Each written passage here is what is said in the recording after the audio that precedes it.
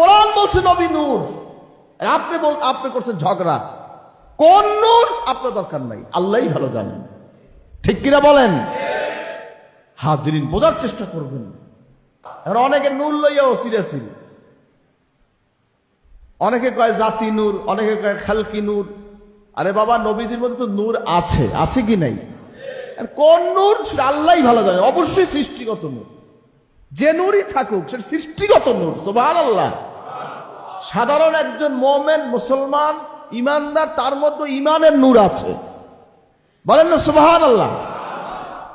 কথা বুঝবেন। এটি ঝগড়া করেন কেন? নবীজি মানুষ কি? নবী কি মানুষ না অন্য কিছু? অবশ্যই মানুষ। কেমন মানুষ? আশরাফুল ইনসান।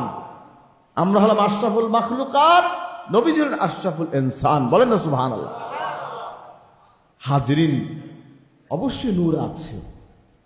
এটা আল্লাহর ঘোষণা, কদ জাআকুম মিনাল্লাহি নূর ওয়া কিতাবুম মুবিন। বলেন না সুবহানাল্লাহ। হাজরিন, আল্লাহ পাক, ভাইরা আমার, নূর তাফসিরে জালালাইনে জালালউদ্দিন সুয়ুতি, জালালউদ্দিন মুহাল্লি, তারা এই বিষয়ে তাফসির করেছেন যে নূর হচ্ছে মুহাম্মদ রাসূলুল্লাহ সাল্লাল্লাহু আলাইহি ওয়াসাল্লাম, আর কিতাব হচ্ছে কোরআন। বলেন না সুবহানাল্লাহ। এটা বুঝবেন।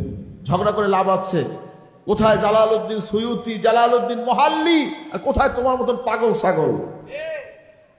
উল্টা পাল্টা মশলা দিলে হবে? কোরআন বলছে নবী নূর, আর আপনি করছেন ঝগড়া। কোন নূর আপনার দরকার নাই, আল্লাহই ভালো জানেন। ঠিক কিনা বলেন? হাজরিন, বোঝার চেষ্টা করবেন।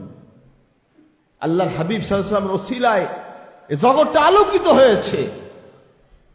ভাইরা আমার, যাই হোক, তাই নবীজি দুনিয়া আগমন করেছে, সিরিয়া পর্যন্ত আলোকিত হয়ে গেছে।